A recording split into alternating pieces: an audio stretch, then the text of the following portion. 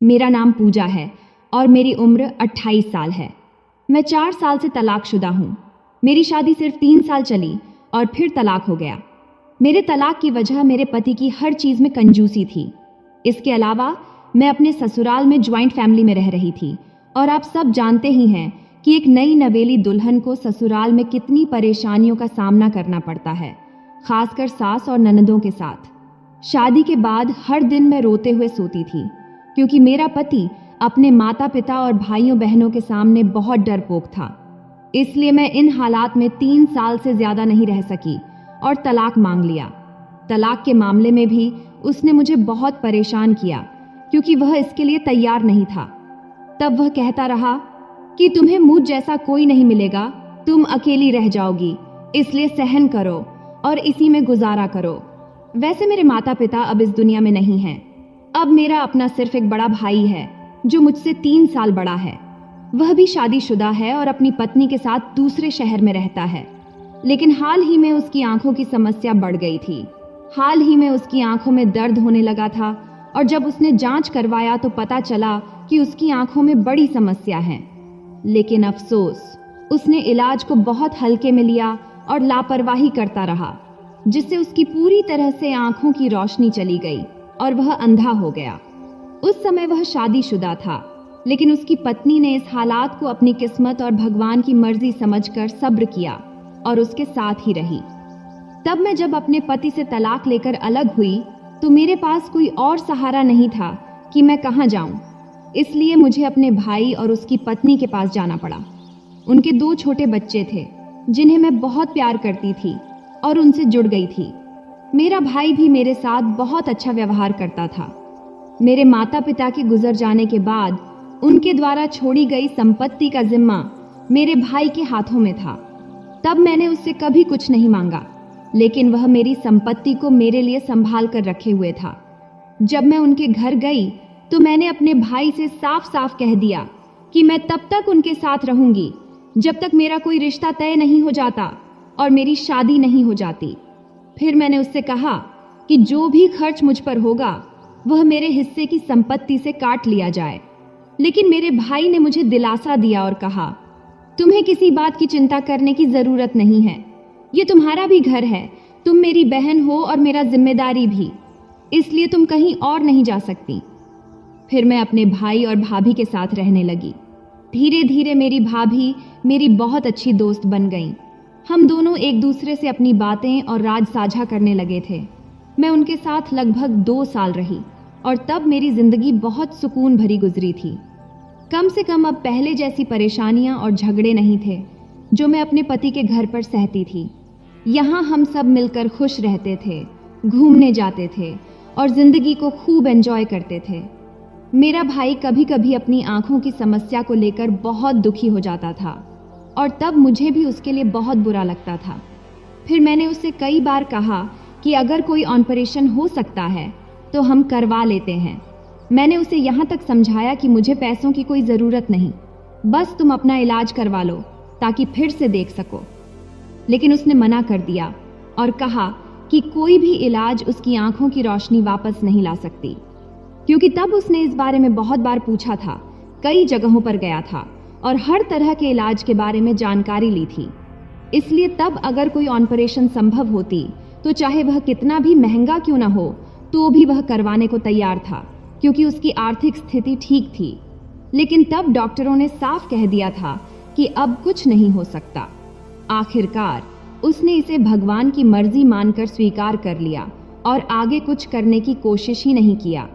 हालांकि वह एक फर्नीचर शोरूम का मालिक था जिससे उसकी आमदनी अच्छी होती थी। मैं जब से उसके घर में रहने लगी थी तो धीरे धीरे मुझे महसूस होने लगा था कि मैं उन पर बोझ बन रही हूँ, खासकर पैसों के मामले में। इसलिए मैंने अपने भाई से कहा कि मैं कोई काम करना चाहती हूँ ताकि अपना खर्च खुद उठा सकूं। इस पर उसने कहा, मैं तुम्हें किसी अजनबी के यहाँ काम नहीं करने दूंगा।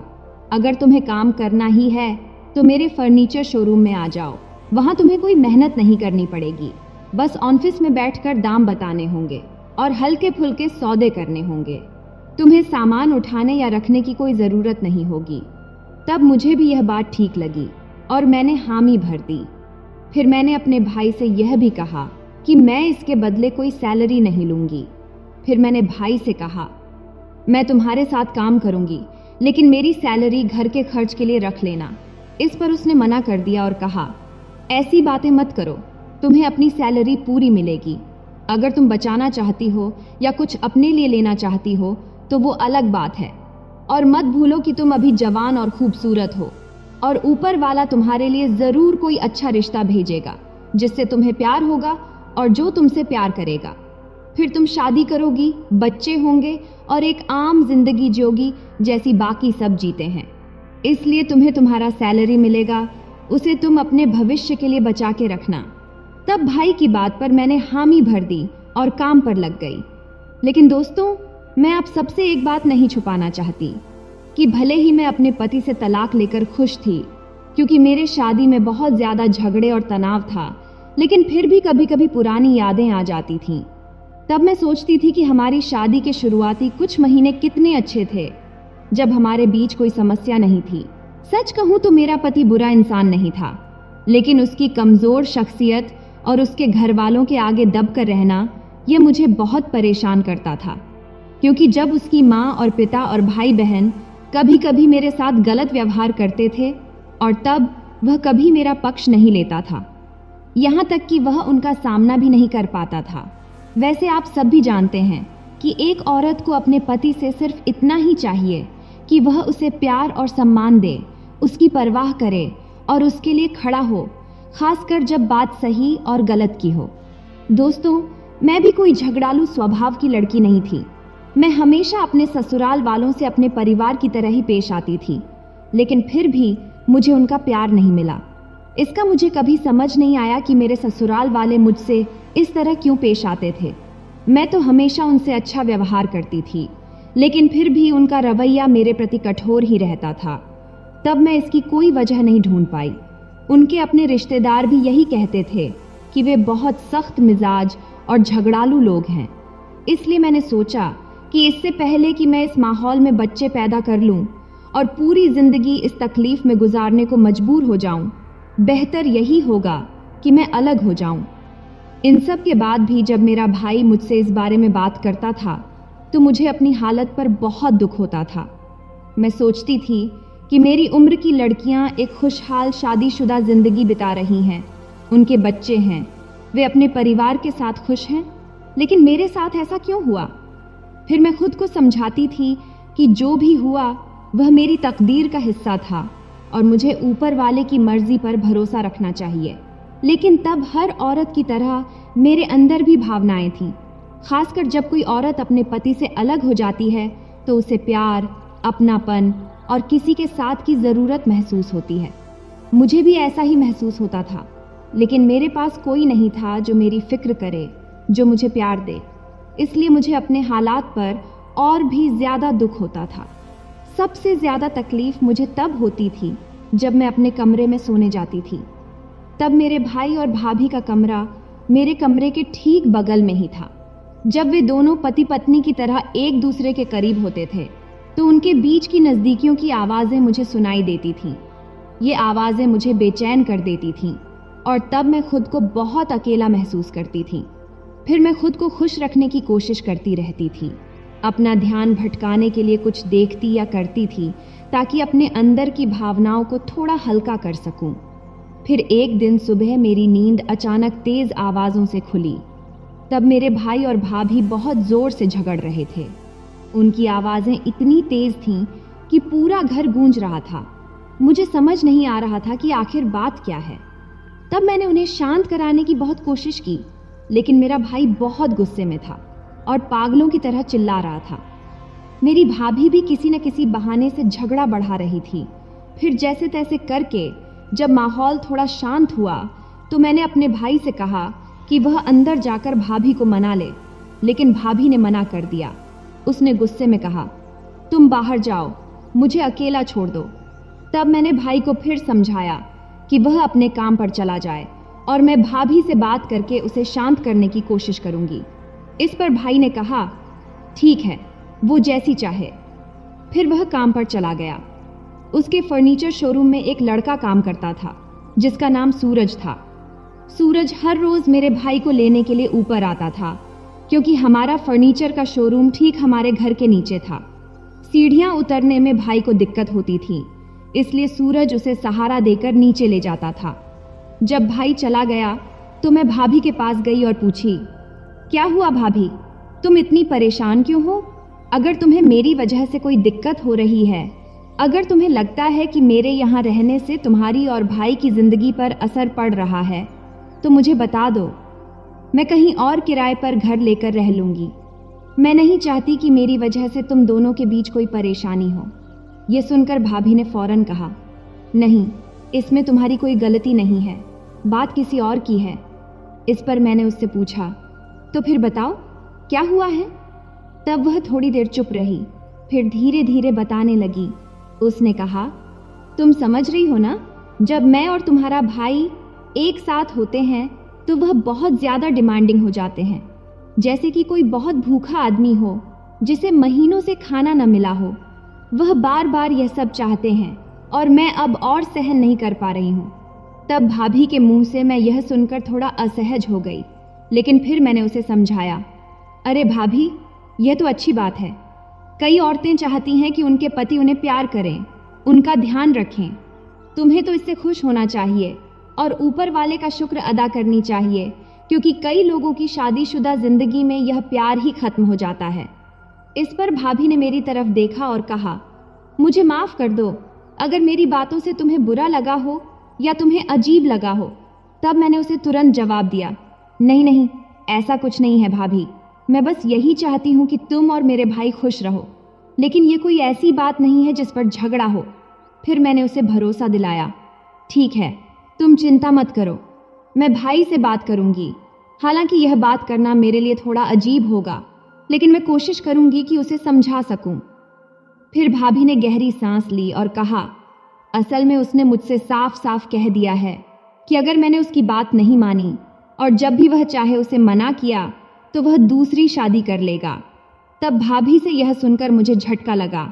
फिर मैंने भाभी से कहा, यह तो कोई सही वजह नहीं है दूसरी शादी करने की। देखो, हम कोई हल निकालेंगे, तुम बस खुद को ज्यादा परेशान मत करो। बच्चों के बारे में भी सोचो, ये झगड़े उनके सामने नहीं होने चाहिए, वे सब कुछ देखते और समझते हैं। फिर शाम को जब भाई काम से लौट कर आया और शोरूम बंद करके ऊपर आया, तो मैंने तय कर लिया कि आज उससे बात करनी ही होगी। तब मैंने खुद को तैयार किया और फिर उससे कहा, भाई, मुझे तुमसे थोड़ी बात करनी है। इस पर वह बोला, ठीक है, चलो अंदर बात करते हैं। फिर मैंने उसका हाथ पकड़ा और उसे उसके कमरे में ले गई ताकि शांति से बात कर सकूं। फिर मैंने कहा, भाभी ने मुझसे सारी बातें बताई हैं, तुम ऐसा क्यों कर रहे हो? क्यों उसे धमका रहे हो कि अगर वह तुम्हारी बात नहीं मानेगी तो तुम दूसरी शादी कर लोगे? इस पर मेरे भाई ने बिना किसी झिझक के कहा, धमका नहीं रहा हूं, मैं सच में दूसरी शादी कर लूंगा अगर वह मेरी जरूरतें पूरी नहीं कर पाई। मैं अभी जवान हूं और यह तो एकदम नॉर्मल बात है। तब मैंने अपने भाई को समझाने की कोशिश की और बोली, हाँ भाई, मैं मानती हूं कि यह तुम्हारा हक है और तुम्हारी जरूरत भी, लेकिन तुम्हें यह भी समझना चाहिए कि भाभी पूरे दिन घर के कामों में लगी रहती हैं, बच्चों की पढ़ाई संभालती हैं, उन्हें स्कूल छोड़ने और लाने जाती हैं, वह खुद भी थक जाती हैं। इसलिए तुम्हें थोड़ा धैर्य रखना चाहिए और मामले को हल्के में लेना चाहिए। लेकिन तब भाई को मेरी बात पसंद नहीं आई। वह थोड़ा गुस्से में आ गया और बोला, तुम्हें इस मामले में दखल देने की जरूरत नहीं है, यह मेरा और मेरी पत्नी का मामला है। तुम अपने कमरे में रहो और इन बातों में मत पड़ो, वरना मुझे गुस्सा आ जाएगा। तब उसके इस रुख से मुझे बहुत बुरा लगा। मैं तो बस उनकी शादीशुदा जिंदगी ठीक करने की कोशिश कर रही थी, लेकिन उसने मेरी बात को नजरअंदाज कर दिया। फिर वह गुस्से में कमरे से बाहर निकल गया। तब बस 5 मिनट ही हुए होंगे कमरे से निकले कि फिर से उनके बीच झगड़ा शुरू हो गया। इस बार भाई मुझसे नाराज था कि भाभी ने मुझसे शिकायत क्यों की। तब भाभी भी गुस्से में आ गईं और बोली, अब मैं इस घर में नहीं रहूंगी, मैं अपने बच्चों को लेकर अपनी माँ के घर जा रही हूँ। इस पर भाई ने झुंझलाकर जवाब दिया, हाँ जाओ, तुम्हारी मर्जी, वैसे भी मैंने फैसला कर लिया है कि मैं अब दूसरी शादी करूंगा। हालांकि मुझे पता था कि मेरा भाई दिल से बहुत अच्छा इंसान है। वह बस गुस्से में बोल गया था, लेकिन भाभी का मन सच में टूट चुका था। उन्होंने अपनी बात को हल्के में नहीं लिया और सच में घर छोड़ने का मन बना लिया। उधर भाई भी चिढ़कर बाहर चला गया, शायद गुस्से को ठंडा करने के लिए। भाभी ने सच में अपना फैसला कर लिया था और वह चुपचाप अपने कपड़े पैक करने लगी और बच्चों को तैयार करने लगी। तब मैंने कई बार उन्हें रोकने की कोशिश की। अरे भाभी, कहाँ जा रही हो? ऐसे मत जाओ, थोड़ी शांति से सोचो, ये सही नहीं होगा। लेकिन तब मेरी कोई बात उनके दिल तक नहीं पहुंची। आखिरकार उन्होंने अपना सामान उठाया और घर छोड़ दिया। तब मैं चाहकर भी उन्हें रोक नहीं पाई, क्योंकि मैं पहले ही बहुत समझा चुकी थी। भाभी के जाने के कुछ घंटों बाद भाई घर लौटा। तब मैंने उसे बताया कि भाभी सच में चली गईं। यह सुनकर वह चौंक गया और दुखी होकर बोला, क्या वह बिना कुछ कहे ही चली गई और तुमने मुझे बुलाया तक नहीं? यह ठीक नहीं हुआ। अब वह इस घर में वापस नहीं आनी चाहिए। लेकिन भाभी के जाने के अगले 3 दिन में ही भाई के चेहरे पर मायूसी दिखने लगी थी। वह उदास और खोया खोया सा रहने लगा था। तब मुझे उसका दुख देखकर बुरा लगा, इसलिए मैंने भाभी को फोन किया और कहा, देखो भाभी, लौट आओ। मैंने भाई से बहुत बार बात की है, अब सब कुछ ठीक हो जाएगा। मैं भी यह नहीं चाहती कि तुम्हारा घर टूटे। अगर तुम वापस आओगी तो मैं खुद ही कहीं और रहने का इंतजाम कर लूंगी, ताकि तुम दोनों को पूरा स्पेस मिले। लेकिन तब भाभी की बातों ने मुझे चौंका दिया। उन्होंने ठंडे स्वर में कहा, मैंने तुमसे पहले भी कहा था, ये मामला तुमसे जुड़ा हुआ नहीं है, मुझे वापस नहीं आना। फिर भाभी ने कहा, मुझे खुद भी अजीब लगता था कि जब वो ऐसा करता था, तुम पास के कमरे में होती थी और सब कुछ सुन भी रही थी। तब मुझे बहुत शर्मिंदगी होती थी। इस पर मैंने जवाब दिया, हाँ, मैं सुनती थी, लेकिन यह तुम्हारा घर है, तुम्हारी शादीशुदा जिंदगी है, इसमें मेरा कुछ कहना सही नहीं है। खैर, बात वहीं खत्म हो गई और भाभी ने साफ मना कर दिया कि वो वापस नहीं आएंगी। फिर दिन बीतते गए। अब मैं अकेले ही पूरे घर का काम संभाल रही थी, खाना बनाना, सफाई करना और बाकी सब कुछ। ऐसे ही 15 दिन बीत गया। तब मैंने महसूस किया कि भाई का स्वभाव बदलने लगा था। वह हमेशा चिड़चिड़ा और गुस्से में रहने लगा था। उसकी हालत देखकर साफ लग रहा था कि वह अंदर से बहुत परेशान है। तब मुझे भाभी की वो बात याद आ गई जब उन्होंने कहा था कि भाई इस चीज की बहुत ज्यादा जरूरत महसूस करते हैं। यह सोचकर मुझे समझ आ गया कि भाई के लिए यह दूरी सहना मुश्किल हो रहा है। इसलिए मैंने धीरे से उनसे कहा, भाई, अगर तुम वाकई भाभी के बिना नहीं रह सकते और तुम्हें उसकी जरूरत महसूस हो रही है तो उसे वापस ले आओ। इस पर भाई ने गुस्से में जवाब दिया, नहीं, वो खुद चली गई थी, मैं किसी को वापस बुलाने वाला नहीं हूं। अगर उसे आना होगा तो वो खुद आएगी। तब मैंने देखा कि वो बाहर से सख्त दिखने की कोशिश कर रहे थे, लेकिन अंदर से परेशान थे। तब बात वहीं की वहीं रह गई और भाई अपनी जिद पर अड़े रहे। आखिरकार मैंने भी इस बारे में बात करना छोड़ दिया। फिर एक दिन जब भाई नीचे दुकान पर थे, तब मैं घर की सफाई कर रही थी। उसी दौरान मैंने उनकी कमरे की सफाई करने का सोचा और उनके कमरे की चीजें ठीक करने लगी। तब मुझे सफाई करते करते थकान महसूस हुई, तो मैंने सोचा कि थोड़ा आराम कर लूं। तब मैं भाई के कमरे में ही बिस्तर पर लेट गई और कब नींद आ गई पता ही नहीं चला। फिर कुछ घंटों बाद अचानक मेरी आंख खुली तो मैंने देखा कि भाई मेरे बगल में ही थे और तभी उन्होंने कुछ ऐसा करने की कोशिश किया जो बिल्कुल गलत था। यानी तब उसने मुझे अपनी पत्नी समझ लिया कि मैं वापस आ गई हूँ। और सच कहूँ तो उस समय मैं बिल्कुल अपने आपे में नहीं थी, क्योंकि मैं पहले से ही बहुत कुछ सोच रही थी, ऐसी चीजें देख रही थी और उन्हीं चीजों के बारे में सोच रही थी जो शादीशुदा लोगों के बीच होती हैं। तब जैसे ही वह अंदर आया होगा, तब उसने मुझे अपनी पत्नी समझ लिया होगा, क्योंकि दोस्तों, जैसा कि मैंने आपको बताया है कि मेरा भाई नेत्रहीन था, वह अपनी आंखों से देख नहीं सकता था। तो उसने इसलिए सोचा कि मैं उसकी पत्नी हूँ, क्योंकि हमारा शरीर और कद काठी एक जैसी ही थी। तब मुझे बिल्कुल भी ध्यान नहीं आया और सच कहूँ तो जैसा कि मैंने कहा, मैं अपने आपे में नहीं थी और मैंने देखा कि उसने मेरे साथ वैसे ही व्यवहार करना शुरू कर दिया और फिर उसने मुझे वैसे ही कर दिया जैसा मैं जन्म के समय थी। और फिर उसने मेरे साथ वैसे ही बर्ताव करना शुरू कर दिया जिससे भाभी परेशान होकर चली गई थी। तब मैं सच में कुछ भी बोल नहीं पा रही थी, न ही कोई प्रतिक्रिया दे रही थी, क्योंकि उसकी हरकतें बहुत ही ज्यादा मुश्किल वाली थीं और तब मैं समझ ही नहीं पा रही थी कि अब क्या करूं। लेकिन तब जिस हालत में मैं थी, मेरे एहसास और उस समय के माहौल की वजह से मैं कुछ भी नहीं कर सकी। तब यह स्थिति मेरे लिए बिल्कुल नई और बहुत कठिन थी, इसलिए तब मैं कुछ करने के बजाय बस उसे ही करने दिया जो वह करना चाहता था। तब वह उस दिन लगभग 4 घंटे तक मेरे साथ रहा और इस पूरे समय में वह यही समझता रहा कि मैं ही उसकी पत्नी हूँ। तब मैं अंदर से बिल्कुल अलग महसूस कर रही थी, जैसे मेरा एहसास ही बदल गया हो। हालांकि वह मेरे पति से बिल्कुल अलग था, क्योंकि उसकी पत्नी ने पहले ही बताया था कि वह ऐसा बर्ताव करता है जैसे कोई भूखा आदमी अचानक अपने सामने खाना देख ले और फिर उसे पूरी तरह से खाने करने की कोशिश करे। तब मैं सच में कुछ समझ नहीं पा रही थी। फिर जब सब कुछ खत्म हुआ तो मुझे लगा कि मैं अपनी जगह से हिल भी नहीं पा रही हूँ।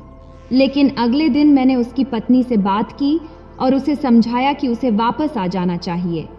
फिर मैंने भाभी से कहा कि मैंने सब कुछ ठीक कर दिया है, बस उसका पति अपनी खुददारी के कारण खुद पहल नहीं कर रहा है, इसीलिए तुम्हें ही आना होगा मेरी खातिर।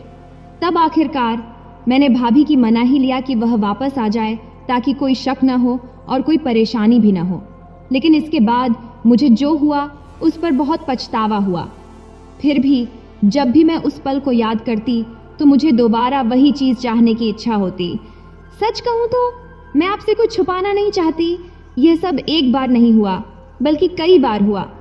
जब भी उसकी पत्नी बाहर जाती, मैं अंदर चली जाती और उसकी जगह बैठ जाती, तब उसे भी वही करने देती जो वह चाहता था। लेकिन अब मुझे बहुत पछतावा हो रहा है, इसलिए मैंने फैसला किया कि मैं एक अलग घर में रहने चली जाऊंगी। लेकिन जब भाई को यह पता चला तो उसने मना कर दिया। अब मैं उसे कैसे बताऊं कि सच में यह सब और बर्दाश्त नहीं कर पा रही हूं। फिर मैंने कई बार सोचा कि अब यह सब खत्म कर देना चाहिए, लेकिन जब भी मैं खुद को रोकने की कोशिश करती, मेरे मन में वही एहसास लौट आता। फिर मैं चाहकर भी खुद को इस सब से दूर नहीं कर पा रही थी। तब उसकी पत्नी को कुछ भी शक न हो, इसलिए मैं उसके सामने बिल्कुल सामान्य व्यवहार करती। लेकिन जब वह बाहर जाती या बच्चों को स्कूल छोड़ने या खाने जाती, तो मैं फिर से उसकी जगह लेने के लिए खुद को रोक नहीं पाती थी। फिर हर बार जब मैं यह सब कर बैठती तो बाद में खुद को कोसती, लेकिन फिर भी मैं इस चक्र से बाहर नहीं निकल पाई। मैंने कई बार सोचा कि मैं कहीं दूर चली जाऊं, लेकिन वह मुझे जाने नहीं देना चाहता था। वह कहता था कि मैं उसे छोड़कर कहीं नहीं जा सकती। आखिरकार यह सिलसिला इतना बढ़ गया कि मुझे खुद से ही डर लगने लगा। अब मैं समझ गई थी कि मैं जिस सुकून की तलाश कर रही थी वह असल में मेरे लिए एक दलदल बन चुका था। अब मैं सच में यह सब और बर्दाश्त नहीं कर पा रही थी। लेकिन फिर भी जब भी अकेली होती तो अपने सुकून के लिए खुद को उसकी पत्नी की जगह बैठा देती, ताकि मुझे वही एहसास फिर से मिल सके। तो दोस्तों, यह थी हमारी आज की छोटी सी कहानी। आपको यह कहानी कैसी लगी कमेंट करके ज़रूर बताएं। अगर आपको यह कहानी पसंद आई हो तो इसे लाइक करें और अपने दोस्तों के साथ शेयर करें। आगे भी ऐसी ही रोमांचक कहानियों के लिए हमारे चैनल को सब्सक्राइब करें और बेल आइकन दबाना न भूलें ताकि आप हमारी कोई भी कहानी मिस न करें। मेरा नाम कनिका है। धन्यवाद। और मैं 45 साल की हूँ। मैं बहुत लंबे समय से विधवा हूँ। मेरे पति मेरे साथ सिर्फ 2 साल रहे। हाँ, सिर्फ 2 साल। तभी मैं अपने बेटे सूरज को लेकर अभी प्रेग्नेंट हुई ही थी कि मेरे पति गुजर गए। उसी वक्त से मैं अकेली हूँ, एक विधवा बनकर। फिर अपने बेटे के जन्म के बाद से मैंने उसे अकेले ही पाला, और वो भी ऐसा पाला कि कोई कमी न रहे। ज़रा रुकिए, अपनी कहानी शुरू करने से पहले मैं आपसे रिक्वेस्ट करना चाहती हूँ कि मेरे चैनल को सब्सक्राइब करें और बेल आइकन ज़रूर दबाएं। और प्लीज़ कहानी को आखिर तक सुने ताकि आपको पता चले कि आगे क्या हुआ। तो हाँ, मैं बता रही थी कि मैं एक विधवा हूँ। करीब 17 साल से ज़्यादा हो गए। जी हाँ, मैं 17 साल से ज़्यादा वक्त से विधवा हूँ। जब से मेरे पति का देहांत हुआ तो मैंने फैसला किया कि मैं दोबारा शादी नहीं करूँगी, क्योंकि मैं अपने बेटे के साथ शांति से जीना चाहती थी और उसे अच्छी परवरिश देना चाहती थी। वैसे मुझे पैसे की कोई कमी नहीं थी, क्योंकि मेरे माँ बाप से मुझे बहुत सारी संपत्ति मिली थी, क्योंकि तब मेरे माँ बाप दोनों ही गुजर चुके थे और तब दूसरा मेरा कोई भाई बहन भी नहीं था। तो मेरे माँ बाप का सारा संपत्ति मुझे ही मिला, जिससे मैंने अपने बेटे को बहुत लाड प्यार से पाला, उसे सबसे अच्छे स्कूलों में पढ़ाया और हर साल उसे दूसरे दूसरे शहर घुमाने ले गई। तब हम हर बार एक नई जगह, एक नए स्टेट में छुट्टियां मनाते थे, जिससे हमारी जिंदगी बहुत आजाद और मजेदार थी। तब हम जो चाहते वो करते और बहुत खुश रहते। उस वक्त तो मैंने खुद को भी पूरी तरह से भुला दिया था। तब मैं यह भी भूल गई थी कि मेरा भी हक है कि मैं शादी करूं, क्योंकि मैं अभी जवान थी, क्योंकि मेरे पति का देहांत हमारी शादी के ठीक 2 साल बाद ही हुआ था। तो उस वक्त मेरा बेटा सूरज कुछ महीनों का ही था।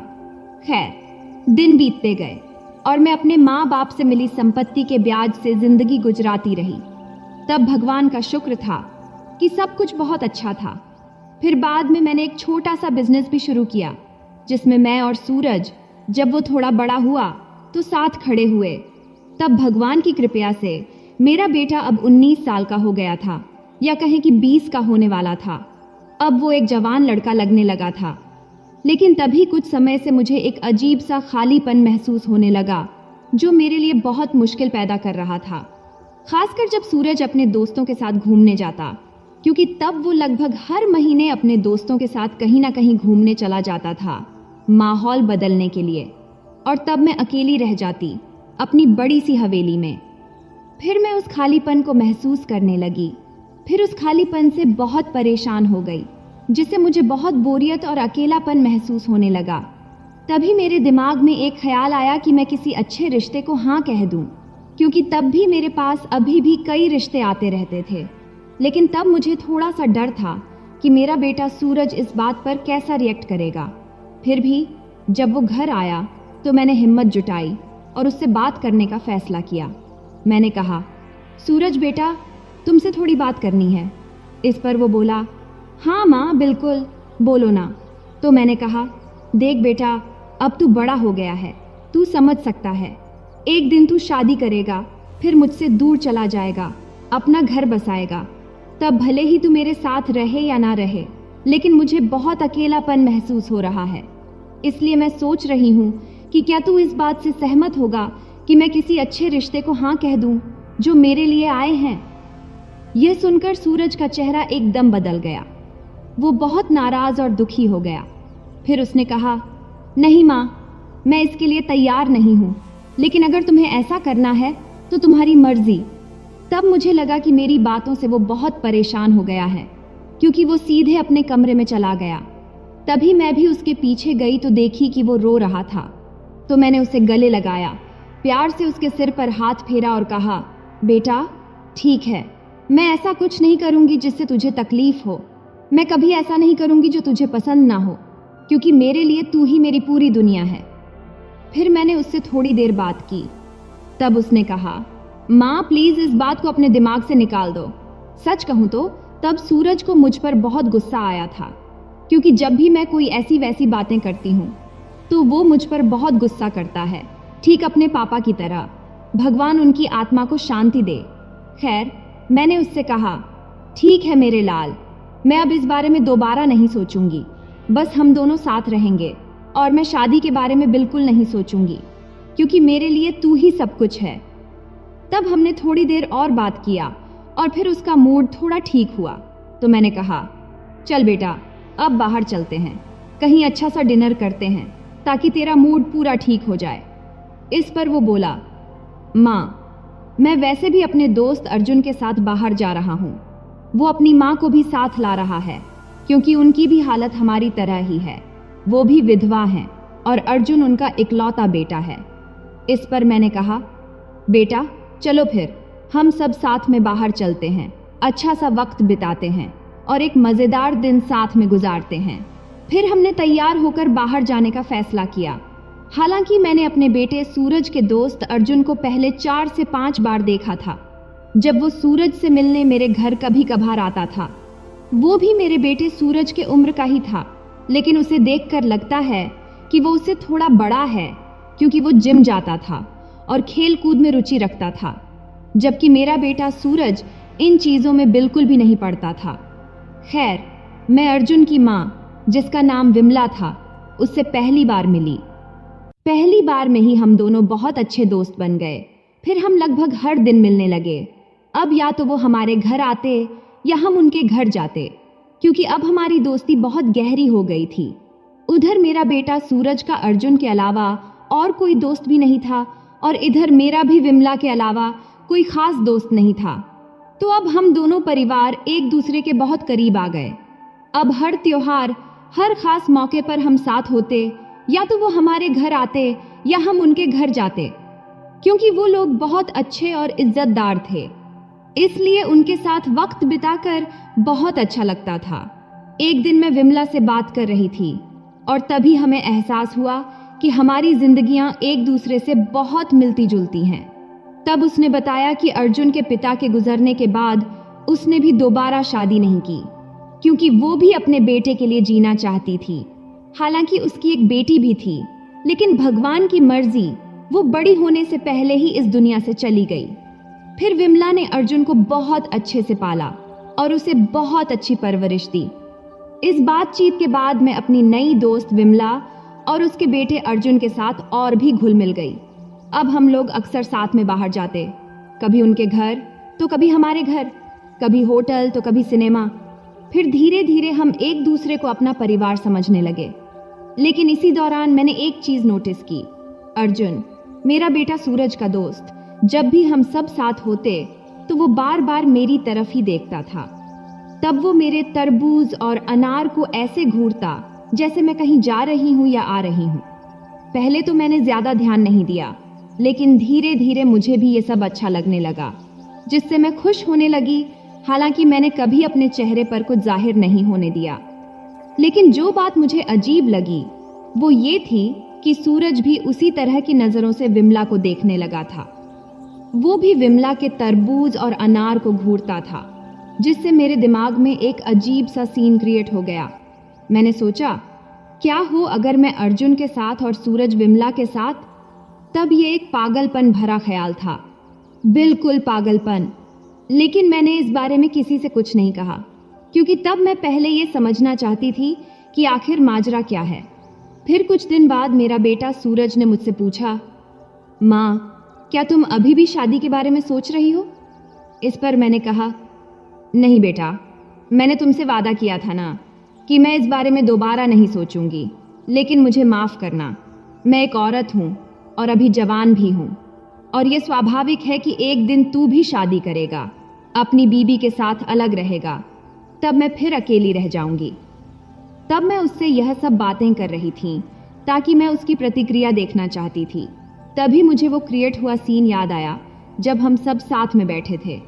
तो मैंने हिम्मत जुटाई और सूरज से कहा, बेटा एक सच बताऊं? तो उसने कहा, हाँ माँ बोलो ना। तब मैंने कहा, बेटा उस दिन जब हम सब साथ में डिनर कर रहे थे, तब मैंने देखा कि तुम विमला जी के तरबूज और अनार को कैसे देख रहे थे। यह सुनते ही सूरज ने हंसते हुए कहा, हाँ माँ, सच में मुझे वो बहुत अच्छे लग रहे थे। तब मेरा मन कर रहा था कि मैं भी वो फल खा लूं। तब सूरज की मुंह से ये बात मेरे लिए बहुत अजीब थी, क्योंकि एक माँ और बेटे का ऐसे बात करना आसान नहीं होता। लेकिन तभी हम दोनों हंसने लगे। फिर माहौल हल्का हो गया और इसमें कोई परेशानी नहीं हुई। फिर एक हफ्ते बाद सूरज ने मुझसे कहा, माँ, मैं तुमसे एक ज़रूरी बात करना चाहता हूँ। मुझे पता है तुम मना नहीं करोगी, क्योंकि इससे हम सब बहुत खुश रहेंगे और बहुत अच्छी ज़िंदगी जिएंगे। इस पर मैंने कहा, हाँ बेटा, ज़रूर, बोल, क्या बात है? तो वो बोला, क्या हम अर्जुन और उसकी माँ के घर सैर करने चले और वहीं पर एक छोटी सी पार्टी करें, साथ में मज़े भी करेंगे और हर कोई वो फल खाए जो उसे पसंद है। तब मैं सूरज की बातों से समझ गई थी कि वो क्या कहना चाहता है, लेकिन तब मैंने जानबूझकर कहा, मुझे और समझा, मैं कुछ समझी नहीं। तब सूरज ने साफ साफ कहा, माँ, मैं विमला जी के तरबूज और अनार खाना चाहता हूँ, और माँ, मुझे लगता है कि अर्जुन भी तुम्हारे तरबूज और अनार को बहुत ध्यान से देखता है, वो भी इन्हें खाना चाहता है। तो क्यों ना हम सब मिलकर एक पार्टी करें, साथ में मज़े करें और सब खुश रहें।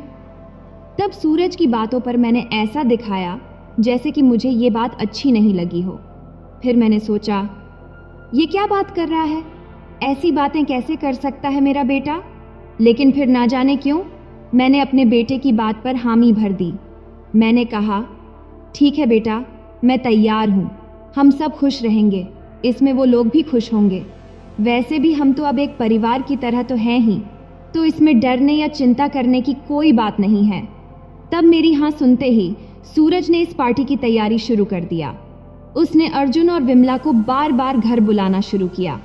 हालांकि तब वो लोग अभी तक इस बारे में कुछ नहीं जानते थे, लेकिन मुझे लग रहा था कि सूरज और अर्जुन पहले से सब कुछ प्लान कर चुके थे, क्योंकि वो दोनों एक दूसरे को बहुत अच्छे से समझते थे। तभी मैंने देखा कि अर्जुन मुझे अब और भी ज्यादा घूरने लगा था और सूरज भी विमला को। तब मैं समझ नहीं पा रही थी कि अब क्या करूं। तब मुझे ये भी समझ नहीं आ रहा था कि ये सब शुरू कैसे होगा। फिर एक दिन जब वो लोग हमारे घर आए, मैं कुछ लेने के लिए अपने कमरे में गई। तभी सूरज और अर्जुन मेरे पीछे आ गए। आते ही सूरज ने अर्जुन को कमरे में छोड़कर बाहर चला गया। तब मैं समझ गई कि ये तो शुरुआत है, फिर सब कुछ साफ हो गया। तब अर्जुन ने मेरे साथ कुछ ज्यादा ही नजदीकी दिखानी शुरू कर दिया। तब हम दोनों एक दूसरे में ऐसे खो गए जैसे अभी अभी पैदा हुए हों। तब उसने मेरे तरबूज और अनार को बड़े प्यार से खाना शुरू किया। तब मुझे यह भी पता था कि सूरज दूसरे कमरे में विमला के साथ है। तब करीब 1 घंटे तक हम ऐसे ही अलग अलग कमरे में रहे। फिर मैंने अर्जुन से कहा, नहीं, ऐसे मैं खुश नहीं हूँ, चलो उनके पास चलते हैं। फिर हम सब एक साथ एक ही कमरे में आ गए। तब मैं बहुत खुश थी। अब अर्जुन मेरे तरबूज और अनार को बड़े मजे से खा रहा था, जैसे वो बहुत भूखा हो। उधर सूरज भी विमला के तरबूज और अनार को खा रहा था और बहुत खुश था। हालांकि तब हमने ऐसा कुछ नहीं किया, जैसे मैं सूरज के साथ और विमला अर्जुन के साथ नहीं गई। तब पूरे समय तक मैं अर्जुन के साथ ही रही और विमला सूरज के साथ। तब हमने बहुत ही मजा लिया और बहुत खुश थे, क्योंकि वो रात हमारे लिए बहुत ही खूबसूरत थी। उस रात हम चारों ने सुबह तक साथ में वक्त बिताया। तब हमने ऐसे पल जिए जो हमने पहले कभी नहीं जिए थे। उस रात के बाद वो लोग अब हमारे घर आकर रहने लगे। इसके बाद हमने तय किया कि 1 हफ्ता हम उनके रहेंगे और फिर वो 1 हफ्ते हमारे घर पर रहेंगे, जैसे हम एक ही परिवार हों। फिर हम सब एक दूसरे के साथ ऐसे ही रहने लगे जैसे शादीशुदा हों। और मेरी जिंदगी में फिर से एक रोमांस और खूबसूरती आ गई, जिसने मुझ में उन सारी चीज़ों की भरपाई कर दी जिनसे मैं सालों से वंचित थी। अब मैं बहुत खुश थी, लेकिन तभी एक बहुत बड़ी मुसीबत आ गई।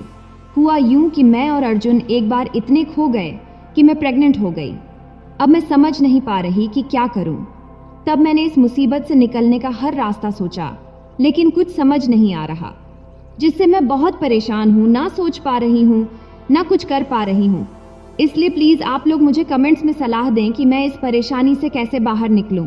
मुझे बताएं कि अब मुझे क्या करना चाहिए। तो दोस्तों, यह थी हमारी आज की छोटी सी कहानी। आपको यह कहानी कैसी लगी, कमेंट करके ज़रूर बताएं।